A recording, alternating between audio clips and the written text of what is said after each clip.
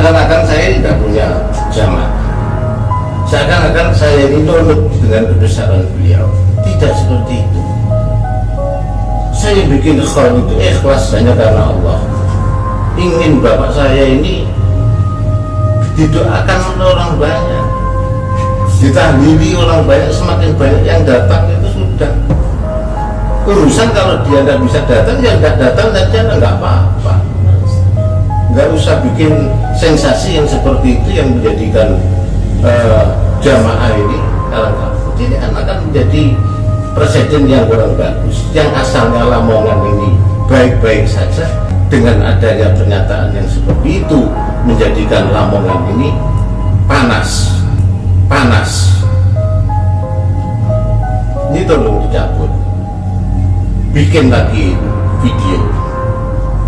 Ini pencemaran nama baik.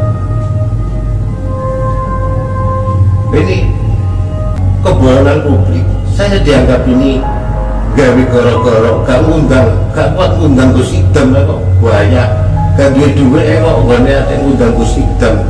Apa yang ada? Ini masyarakat seperti itu. Gak datang gak apa-apa Gus Idam, tapi jangan bikin pernyataan yang ngapunten. Ini perlu saya sampaikan supaya untuk kedepannya itu sebagai pembelajaran. Saya takdim kepada kiai, saya takdim kepada ulama, saya takdim kepada para habaib, kepada guru-guru saya. Ini yang menjadikan masyarakat. Dan ini kepada masyarakat Lamongan, saya mohon untuk tenang hati, bahwa saya ini benar-benar undang, datang, dan surat ini, dan butuh fisiknya surat ada. Saya sampaikan itu kepada ibu beliau waktu di rumah, dan ditambah lagi kepada beliau melalui asistennya itu Mas Ilham. Itu yang perlu saya sampaikan supaya Lamongan tenang, tidak gaduh seperti beberapa hari terakhir gara-gara ucapan yang seperti itu. Yang Lamongan yang dulunya ini kondusif gara-gara pernyataan yang seperti itu menjadikan Lamongan menjadi panas. Salam takdim kepada Gus Idam, mohon segera dicabut ucapan-ucapan seperti itu. Kalau mau rotinya tidak meluntur, masih ada dan blotong. Kalau mau nanti akan saya kirim. Saya tahu yang buat itu siapa. Itu dari sana Tuban, tapi yang membawa ke sana siapa? Saya sendiri sudah tahu. Masuk ke dalam arena hal ini sangat ketat dan punya etikat, suruh kembali. Itu jamaah saya.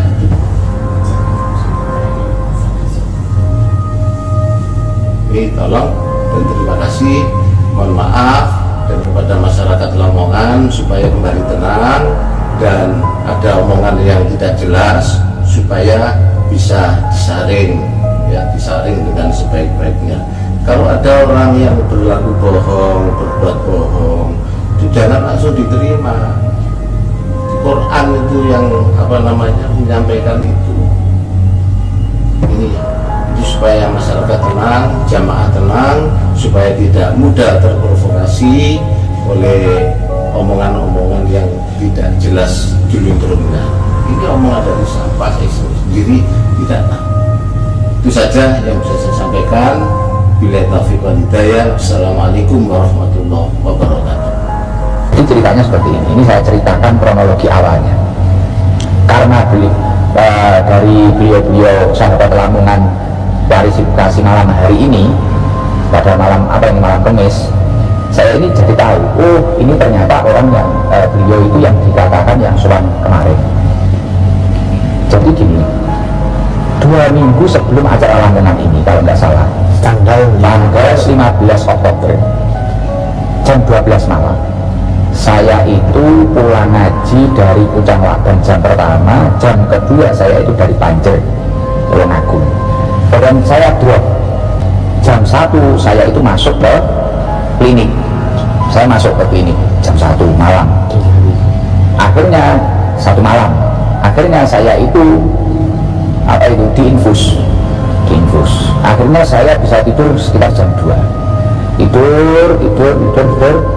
Setelah itu sekitar jam 7 atau jam 8 atau jam 9, saya lupa. Sekitar jam 8 kalau nggak salah. Itu saya bangun saya itu kebelet pipis. Akhirnya saya bilang ke sahabatnya Cibor, juga salah satu supir saya namanya Yati, aku pengen injekin.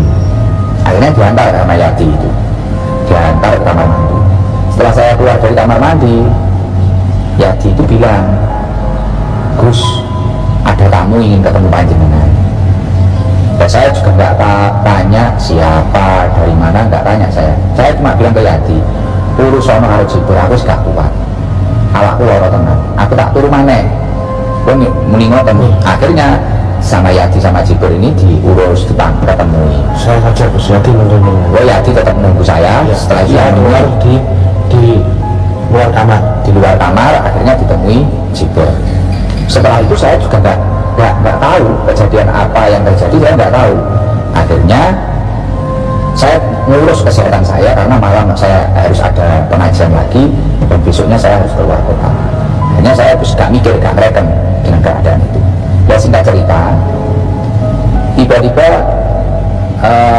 setelah 3 hari dari tanggal 15 ini tadi, saya sudah agak lumayan sehat, ya. Cibor itu nemui saya bawa undangan. Kalau nggak salah itu waktu di mobil, Gus, kemarin ada orang yang sowan Di rumah sakit. Tuh, di rumah sakit ada yang sowan seperti ini. Mengantarkan undangan dan bilang matur tengkulo juga itu bilangnya gini, untuk sistem mau dijadwalkan ini datang di Lamongan. Terus setelah itu dia juga matur ya gimana ya, memaksa suruh datang kalau bisa menjadwalkan. Nah di situ saya juga sudah bilang kalau Gustom mboten saged untuk datang ke situ keranten acara tanggal 28 kita di Ngawi, dan takutnya kita juga ada acara dadakan. Itu biasanya kita kan setelah ngaji mampir ke rumah sahabat kita, dan soalnya tanggal 29 nya juga kita sudah ada acara di Kandat sore. Ya sudah bilang tidak bisa, tapi orang itu tetap maksa mengaturkan undangan itu. Nah saya kan juga, maksudnya mengaturkan undangan, bukan mengaturkan jadwal. Jadi Ilham itu 3 hari setelah saya dirawat di rumah sakit dengan keadaan sakit itu tadi, tanggal 15 loh itu, ya. Itu tanggal 15 ya, 2 minggu sebelum hari H-nya Lamongan, berarti tadi kalau saya hitung, ini Cibor nyodorkan undangan tadi. Jadi dia ini nyodorkan mungkin nunggu saya sehat, nunggu saya dangan. Nah akhirnya setelah dia nyodorkan, saya baru ingat, loh Ham, ini berarti orang yang nyambangi ke rumah sakit kemarin, kan saya di rumah sakit itu saya sudah bilang, oh jangan sampai ada 1 orang pun yang datang ke saya, karena saya memang benar-benar sakit. Saya itu nggak ingin ketemu siapapun, saya ingin istirahat, saya sakit tenanan beneran. Dan ketika saya tidak segera sembuh, akan banyak jadwal yang kita korbankan dan akan banyak orang yang kecewa. Saya kasihan. Yang mengingat hal itu, akhirnya saya teringat, ini berarti setelah saya dirawat di rumah sakit, besoknya itu ada yang WA saya, Ham. Saya langsung cerita ke Ilham. Besoknya itu ada yang cerita saya, WA saya, WA pripun Gus, Cibor tanglet. Jadi aku itu dilolokne wong. Gus, jenengan iku lho, kalau nggak nemui saya itu nggak masalah. Jadi besoknya, jadi misal saya itu dirawat malam Kamis sampai hari Kamis ya. Dirawat itu malam Minggu apa pokoknya tanggal 15 itu loh. 15 Oktober, minggu berarti Senin. Dan kalau nggak salah Selasa itu saya di WA orang. Dengan itu apa ya cara istilahnya dengan itu keterlaluan, masa nggak ditemui. Kalau yang nggak ditemui cuma saya nggak masalah, tapi yang panjenengan nggak nemui itu adalah itu kiai besar, dan para habaib, para pejabat pun tunduk sama beliau. Nah ini jenengan itu kok nggak mau menghormati. Terus akhirnya saya gini di WA itu saya balas, ya Allah Mas, saya itu sudah sakit, keadaan sakit seperti itu loh, jenengan kok bisa bilang seperti itu? Ya semoga jenengan itu sehat-sehat saja. Saya bilang seperti itu. Ya akhirnya sinkron, ternyata orang itu toh bilang ke Jibor, dan masih banyak bulian ke saya gara-gara saya tidak menemui itu. Terus akhirnya orangnya bilang, padahal saya itu ke rumah sakit adalah punya ibunya panjenengan.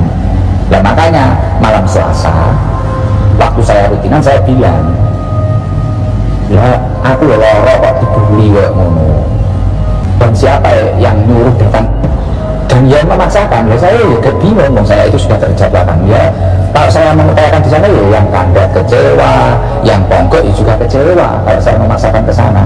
Dan saya itu sudah bilang seperti itu. Dan di sana orang-orang malah apa itu seolah-olah saya datang. Nah akhirnya bukan masalah rotinya yang saya bahas, itu bukan masalah rotinya glodong atau tidak. Rotinya bos buat jenengan nggak masalah, saya juga nggak berharap itu. Kasihan ini loh, semisal ada yang mau ngasih ingkung apa-apa, kasihan. Dan saya sama sekali tidak pernah ada bahasa di situ di WA-nya Jibor yang tanggal 30 itu atau tanggal 31 itu ada yang gini, seolah kayak kita itu nggak punya jamaah, ini acara khol kiai besar setiap. Dan saya tidak pernah meremehkan itu khol kiai besar, pernah meremehkan itu khol kiai besar atau tidak, saya nggak pernah meremehkan sama sekali. Dan saya tidak pernah berargumen itu punya jamaah atau tidak, enggak. Tapi saya kasihan karena foto saya yang di pamflet dan tanpa seizin saya, akhirnya banyak jamaah yang kecewa. Ya itu kan yang kelihatan cuma yang masalah bawa roti tar, bukan itu saja, tapi mungkin yang lain yang pengen lihat, pengen mendengarkan, pengen apa, kita kan nggak tahu yang lain. Makanya rame di TikTok seperti itu.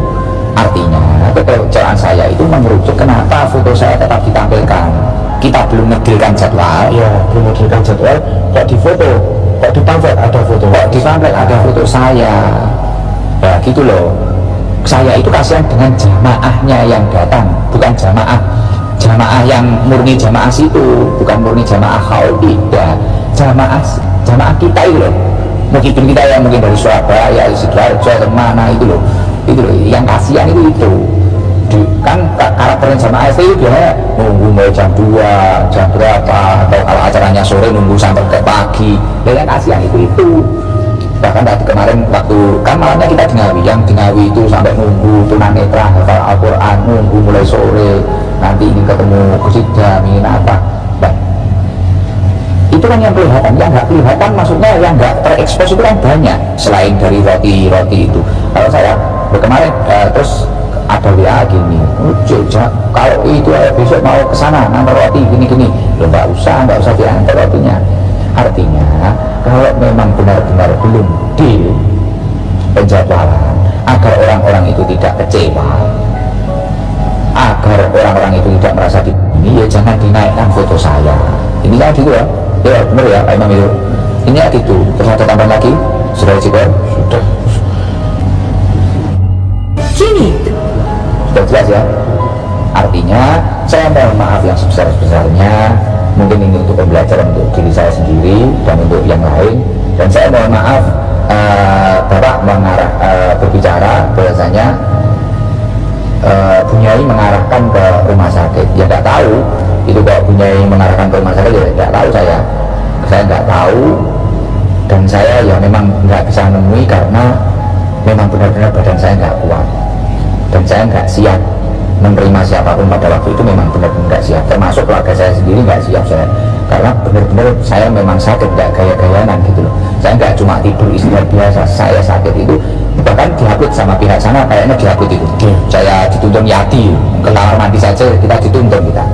Kalau dipaksakan mau menjagungi gaya terus ngomongin jadwal, mungkin dengan iso bayangin lah uang loro ngono terus baru ngomongin jadwal, kayak apa otak kita itu. Bukan kok saya nggak menghargai panjenengan itu orang besar, ya saya mohon maaf, saya memang nggak tahu kalau panjenengan itu orang sebesar itu, orang seagung itu, saya nggak tahu. Ya saya mohon maaf, kita itu cuma seperti ini, kita orang biasa, dan saya bukan dai yang populer seperti apa yang panjenengan katakan. Intinya, kenapa kok saya malam Selasa kemarin bilang seperti itu? Karena saya kecewa, kita belum deal, belum menjadwalkan. Kok seperti itu foto saya dinaikkan gitu, itu yang membuat kita kecewa seperti itu. Dan bukan masalah membohongi jamaah khol, tidak, tapi yang kecewa itu jamaah-jamaah yang ingin mengikuti saya, ingin mengikuti kita. Saya mohon maaf yang sebesar-besarnya mungkin untuk para jamaah pondok pesantren yang bersangkutan, untuk Bapak pengasuh saya mohon maaf. Semoga kejadian ini membawa hikmah yang sangat luar biasa. Saya mohon maaf. Jangan ngaturan. Saya juga mohon maaf kepada Bu Yai dan Pak Yai yang kiranya saya menyakiti hati panjenengan. Saya mohon maaf yang sebesar-besarnya. Ya mungkin ini bisa untuk pembelajaran yang lain. Saya minta tolong ketika belum ada detail jadwal, jangan terburu-buru bikin pamflet atau terburu-buru bikin video, karena mengingat jamaah SD memang luar biasa. Seperti itu, masih luar biasa. Saya tidak merasa jamaah kita itu banyak, itu ya umatnya Rasulullah. Saya nggak tahu, pokoknya saya kalau sehat ya datang gitu saja. Saya cuma kasihan sama teman-teman gitu loh, kasihan sama teman-teman. Makanya kadang ketika saya sakit pun, kadang kalau sudah memang terjadwal, saya berusaha untuk datang walaupun kadang di tangan saya masih ada infus, ada jarum infusnya. Jadi saya mohon maaf untuk keluarga Lamongan, mohon maaf yang sebesar-besarnya, dan masalah ya tidak usah difatihai kalau memang saya sehat seperti ini. Mohon maaf yang sebesar-besarnya ya. Itu saja. Mungkin ada yang belum disampaikan apa ya? Sudah ya.